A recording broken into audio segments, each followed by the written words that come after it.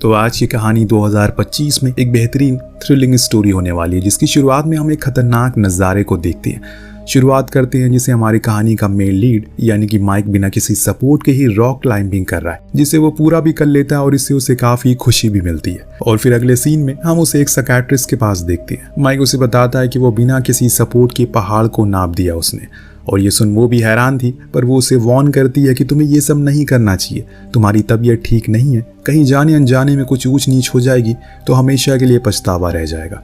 लेकिन माइक कहता है कि वो एकदम ठीक है। दरअसल सालों पहले एक हादसे के दौरान उसके छोटे भाई की मौत हो गई, जिससे उसे एक गहरा सदमा लगा है, इसीलिए उसके डॉक्टर ने उसे साइकियाट्रिस्ट के पास जाने को कहा। पर माइक को लगता है कि वो एकदम फिट और बिंदास है। इस दौरान मीलों दूर हम नेपाल की एक खतरनाक सड़क को देखते हैं, जिस पर एक बस अपनी मंजिल की ओर बढ़ रही है। इसमें कुछ यात्री हैं जो रोड वन वे होने के कारण सामने एक ट्रक आती है, तो बस ड्राइवर उन्हें पीछे हटने को कहता है, पर वो तो मानो इसी काम के लिए आया हो, उसने जबरदस्ती इनकी बस को ढकेलना शुरू कर दिया, जिससे वो एकदम किनारे पर आ गई। इतने किनारे पर कि उसका एक टायर स्लिप हो गया और पूरी की पूरी बस खाई में गिर गई, जिससे सभी यात्री बड़ी ही दर्दनाक मौत मारे जाते हैं। और इस हादसे के दौरान हम एक शख्स को फोन कॉल पर बात करते हुए देखते हैं, तो यानी कि ये कोई हादसा नहीं बल्कि एक प्लानिंग थी। पर उन मासूम लोगों की जान लेकर किसी को क्या ही मिलेगा।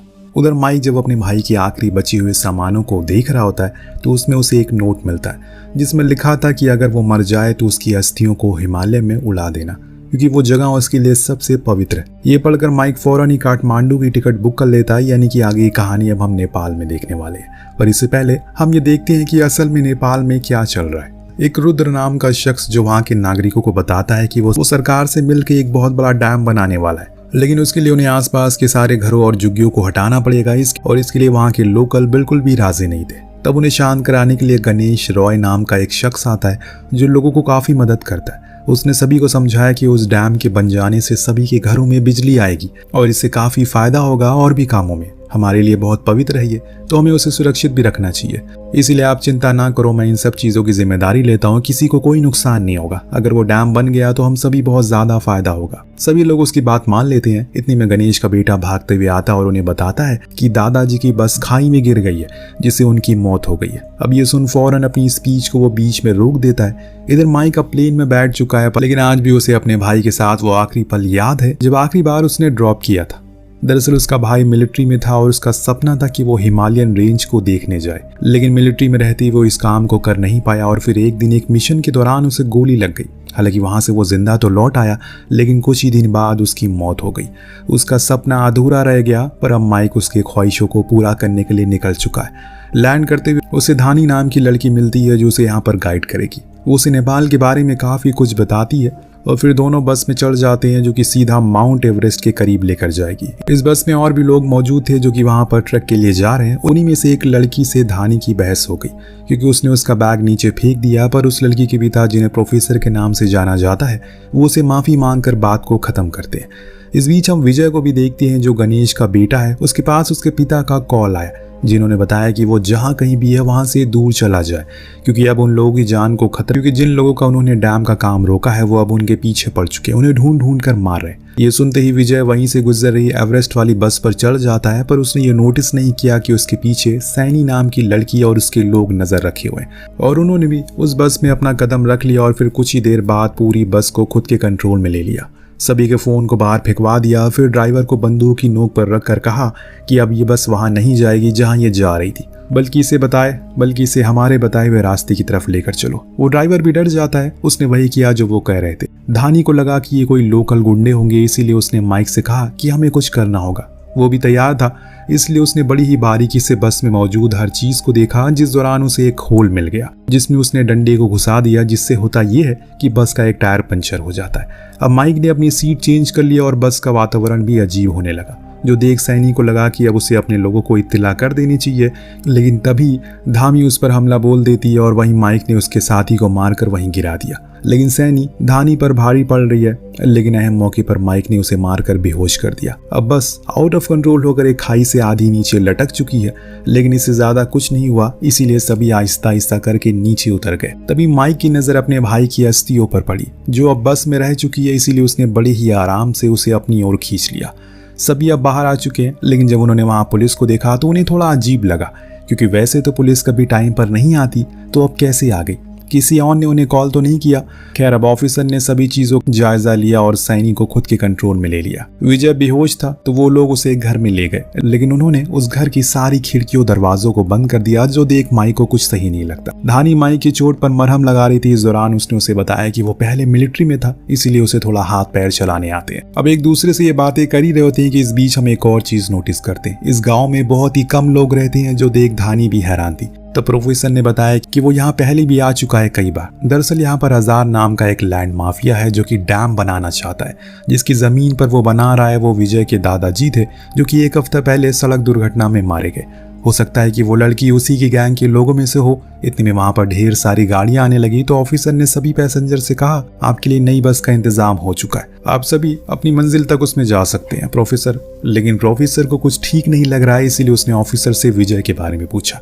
उसने कहा कि वो अभी बेहोशी में है। वो ऑफिसर उसे किसी भी सवाल का सही से जवाब नहीं दे रहा है, बस बार बार एक ही चीज कह रहा है कि आपकी बस तैयार है, आप जा सकते हैं। वहीं दूसरी ओर हम आजार को देखते हैं, जो पीछे के रास्ते से विजय के पास पहुंचता है। उसका कहना था कि उसने उसके बाप को 1 करोड़ ऑफर किया उसकी जमीन के लिए, ताकि हम उस पर डैम बना सके, पर उसने इनकार कर दिया। अगर तू चाहता है कि तेरी जान बच जाए तो सीधा मुझे बता दे कि वो कहाँ पर है। लेकिन विजय उसके मुंह पर मना कर देता है, अगर वो चाहे तो उसकी जान ले ले, लेकिन वो अपने पिता का पता कभी नहीं बताएगा। इतना सुनने के बाद मानो आजार का खून खौल जाता और इसीलिए वो उसे और दर्द देना शुरू करता है। बाहर ड्राइवर और माइक दोनों ने मिलकर बस को ठीक और इसीलिए उन्हें अब उस दूसरी बस की जरूरत नहीं थी। इस बीच प्रोफेसर आकर माइक और दोनों लोगों को बताता है कि वो यहाँ पर काफी टाइम से रह रहा है और इसीलिए उसे पता है कि ये सब क्या हो रहा है। उसने सारे कारनामों के बारे में बताया, कैसे यहाँ पर लैंड माफिया जमीनों को कब्जा कर रहा है। इस बार इन्होंने गणेश राव की जमीन को हड़पने की कोशिश की, क्योंकि एक कंपनी को डैम बनाना है जो इस गांव को पूरे नेपाल के लिए ठीक नहीं है। उस गणेश रॉय का बेटा है विजय, अभी ने कुछ गड़बड़ लगी, इसीलिए ये लोग ऑफिसर के पास गए, कहा कि उन्हें विजय से मिलना है,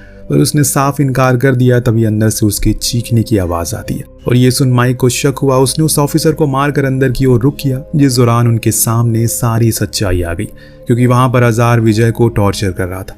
बिना समय गवाए इन्होंने अंदर सभी को बंदूक की नोक पर लिया। तो प्रोफेसर ने आकर आजार से कहा कि वो एक ह्यूमन एक्टिविस्ट है और उसे पता है कि यहाँ पर क्या हो रहा है, इसीलिए उसने अमेरिकन एम्बेसी को इन्फॉर्म कर दिया है कि वो किसी भी समय यहाँ पर आने वाले हैं। अवजार को उसकी ये बात अच्छी नहीं लगी और इसीलिए उसने उसकी बेटी के सामने उसे शूट करके मार डाला। फिर क्या था, दोनों तरफ से गोलियांबाजी होने लगी और ये लोग विजय को बाहर लाने में सफल रहे, परंतु उसी गोलीबारी में माइक को एक गोली लग जाती है। लेकिन समय रहते उसने बस को उसी हॉल्ट में पकड़ लिया। ड्राइवर स्टीव बस को पूरी रफ्तार से भगाता है, पर उसके सामने वो लोग खड़े थे जिन्होंने उस पर शूट किया, जिससे वो घायल हो गया। पर समय रहते माइक ने अपनी घायल अवस्था में भी बस को कंट्रोल कर लिया। वहीं गेट पर धानी अंधाधुन आजार के लोगों पर गोलियां चला रही है, जिससे वो सभी साइड हो जाते हैं और तब ये लोग फौरन बस को लेकर फरार हो जाते हैं। लेकिन अब खेल खराब हो चुका है, क्योंकि आजार को लग रहा है कि ये पैसेंजर कोई मामूली लोग नहीं है, इन्हें वो बेवकूफ बनाकर निकल जाएगा। ये सारे उसे 2 हाथ आगे निकले और इसीलिए उसने अपने आदमियों को काम पर लगा दिया और इधर ये लोग बस को लेकर आगे बढ़ रहे हैं। लेकिन केट अपने पिता के मर जाने पर काफी दुखी थी, इसीलिए धानी उसे हौसला देती और समझाती है कि उन्होंने लड़ते हुए अपनी जान दी, ना कि कैरो की तरह छुपकर। इस बीच उसकी नजर पड़ी ड्राइवर, जो कि अपनी काफी ज्यादा घायल हो चुका है। हालांकि धानी उसके घाव पर मरहम लगाती है, पर उसे पता चल चुका था कि अब उसका समय आ चुका है। पर वो खुद की बस में नहीं मरना चाहता, इसीलिए उन्होंने उसे बस के नीचे उतारा, एक साइड में बैठा दिया, पर कोई भी उसे ऐसे छोड़कर जाने वाला नहीं था। पर उसकी जिद के आगे सब हार गए और वहां से आगे बढ़ गए। अब आगे रास्ता काफी खतरनाक है, जिस पर बस को चला पाना आसान नहीं है, पर माइक इस चीज को करने के लिए तैयार था, क्योंकि उन्हें उसी के रास्ते से चाइनीज बॉर्डर के पास जाना है, जहां पर विजय के पिता अभी भी समय मौजूद है। इसीलिए माइक ने अब धीरे धीरे करके बस को नीचे उतारना शुरू किया, पर बीच में उसका इंजन बंद पड़ गया, यानी कि अब बस उसके हाथ में स्टीयरिंग थी, जिसे बस को दिशा दिखानी थी, जिससे वो शुरुआत में सक्षम रहता है, पर आखिर में उसे बैलेंस बिगड़ जाता है, जिससे हुआ ये कि बस आगे जाकर एक पत्थर से टकरा गई और पलट गई। हालांकि इनमें किसी को ज्यादा चोट तो नहीं आती। वहीं दूसरी ओर आजार और उसके साथ ही गुंडे तेजी से इन्हीं की ओर बढ़ रहे हैं, पर रास्ते में उन्हें ड्राइवर जख्मी हालत में दिख गया, तो वो उसके पास आया और पूछा कि बाकी के लोग कहाँ गए। उसने कुछ नहीं बताया, जिसके बदले में उसे मौत मिली। और इस तरफ इन लोगों ने खाई में पड़े कुछ सामानों की मदद से बस को ठीक करके उसे सीधा कर दिया, यानी कि अब वो चलने लायक हो चुकी है। इस दौरान आजार के पास विजय के फोन पर उसके पिता का मैसेज आता है, जो उससे पूछती है कि अभी वो कहाँ पर पहुंचा। जो देखकर आजार ने उन्हें रिप्लाई दिया और उनसे उनकी लोकेशन पूछी, पता लगने के बाद उसने फौरन ही वहां एक बाइकर को भेज दिया जो पहाड़ों के ऊपर से होते हुए जल्दी से उस ओर पहुंच गया। जब अंदर गया तो वहां एक शख्स बैठा था जिस पर उसने खूब गोलियां चलाई, लेकिन असल में वो गणेश था ही नहीं बल्कि कोई और था। और अब इसके आगे कुछ और वो सोच पाता तभी घर में एक धमाका होता है जिसमें उस बाइकर की भी मौत हो जाती है। कुछ देर बाद वहां ये लोग भी पहुंच गए, लेकिन अब विजय ने जलते हुए घर को देखा तो डर गया। लेकिन तभी साइड में उसके पिता आए जिन्हें देखकर उसकी जान में जान आई। लेकिन इतने में माइक वही बेहोश हो गया कि उसका घाव काफी गहरा हो चुका है, इसीलिए फौरन उसे अंदर लाया गया। तब गणेश ने अपनी बेटी से फर्स्ट एड किट लाने को कहा और तब गणेश ने उसका इलाज किया। इधर अजार अपने लोगों के साथ खाई में जाता जा रहा है जहां इन्होंने अपने बस को ठीक किया था। तब उसे खबर मिलती है कि उसके बाइकर को धमाके से उड़ा दिया गया, इसीलिए उसने अपने लोगों को अलग अलग दिशा में जाने को कहा ताकि वो अगर कहीं दिखे तो उसे वहीं मार दे। इस बीच उसके एक साथी ने बताया कि हो सकता है कि वो बॉर्डर के करीब जा रहे हो, जो हमारे लिए ठीक नहीं है, इसीलिए उसने वहां पहुंचने से पहले हमें वहां पहुंचना होगा। अब रात होने पर धानी ने माइक की गोलियां निकाल दी, पर यह देख कैट काफी डर चुकी है कहीं इससे भी कुछ ना हो जाए। पर वो समझाती है कि ये इतनी आसानी से मरने वाला नहीं है, तुम जाकर पानी लेकर आओ। लेकिन जैसे ही वो बाहर गई अचानक उस पर एक गुंडे ने हमला कर दिया, पर वो तो सही समय पर पीछे से विजय ने उसे मारकर उसकी जान बचा ली। इसके बाद अब धानी कैट को कुछ पैतरे सिखाती है ताकि कम से कम वो खुद की सुरक्षा तो कर सके। सुबह हुई, माइक को होश आया, पर अब इनके सामने एक नई मुसीबत, खाई के उस पार जाना था जिसके लिए बस एक क्रेन की मदद से दूसरी तरफ रखना होगा, जिसकी जिम्मेदारी गणेश लेता और सभी को बस में बैठने को कहता है। पर इससे पहले कि बस उस तरफ जाए वहां हजार के लोग पहुंच जाते हैं जिनका सामना गणेश करता है, लेकिन उसी में वो मारे जाते हैं और इसके बाद बस पर भी अंधाधुंध गोलियां बरसना शुरू हो जाती है। इसीलिए माइक खुद अब बाहर आता और एक एक करके हेडशॉट देना शुरू करता है। वो उन सभी को मार डालता है। दिन वो क्रेन के कंट्रोल रूम में छलांग मारता है, पर उसे वहां दिखती है सैनी। दोनों के बीच में काफी लड़ाई होती है और इसी पल माइक उसे बाहर फेंक देता है। इन सब में खेल और संगीन हो चुका था। इतने में सैनी ने एक बजूका फायर कर दिया जो आग जलाकर एक टनल पर लगी, जिससे वो गिरना शुरू हो गई, लेकिन इससे पहले कि माइक वहां से निकल जाता है। सैनी की जब गोलियां खत्म हो गई तो वो खुद ही बस के अंदर घुस गई और जो भी उसके सामने आ रहा था वो उसे मारे जा रही है, पर किसी ने भी हार नहीं मानी। एक साथ मिलकर उसका मुकाबला किया। माइक ने विजय को बस का कंट्रोल दिया और खुद उस पुलिस ऑफिसर से लड़ने लगा जो सैनी के साथ घुसा था। अब पहले तो उसने उसे मारकर बाहर फेंका, तो दूसरी तरफ धानी ने सैनी के गले में चाकू घुसाकर उसे भी बाहर फेंक दिया, जिससे वो दोनों ही बाहर गिरने पर मारे जाते हैं। यानी कि अब ये लोग सेफ है, पर इनकी बस की हालत काफी खराब हो चुकी है। माइक कहता है कि अभी एक शख्स बचा है जो था अजार, जो अपनी कार लेकर भाग रहा था। तभी उसके सामने ये लोग अपनी बस लेकर आ गए।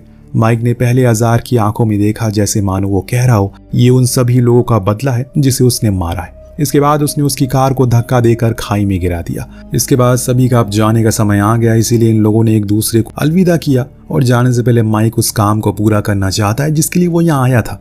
एवरेस्ट के बेस पर जाकर उसने अपने भाई की एशेस को उड़ा दिया, उसे मुक्ति दे दी। दिन धानी उसे लेकर एयरपोर्ट पर गई। दरअसल इन बीते दिनों में दोनों ही एक दूसरे को चाहने लगे हैं, पर किसी में हिम्मत नहीं थी कि वो एक दूसरे को कुछ बता सके। अब फ्लाइट का टाइम भी हो रहा है, इसीलिए माइक उसे गले लगाकर चला जाता है। लेकिन कुछ ही देर में उसे अपने भाई की कही हुई बात याद आती है, जिंदगी कभी अकेले नहीं जीते। जैसे हमने पहाड़ों पर चढ़ने के लिए रस्सियों की जरूरत पड़ती है, वैसे जिंदगी को खुशी खुशी जीने के लिए एक पार्टनर का सपोर्ट होना जरूरी है। इसीलिए माइक बाहर आया तो देखा कि धानी ट्रैफिक में फंसी हुई है, पर उसने उसे देख लिया और दोनों ने आंखों ही आंखों में अपने प्यार का इजहार किया, जिसके साथ ये कहानी यहीं पर खत्म हो जाती है। आपको कहानी कैसी लगी हमें कॉमेंट करके जरूर बताएगा। हम मिलते हैं अगले वीडियो में। Thank you so much watching. Peace out.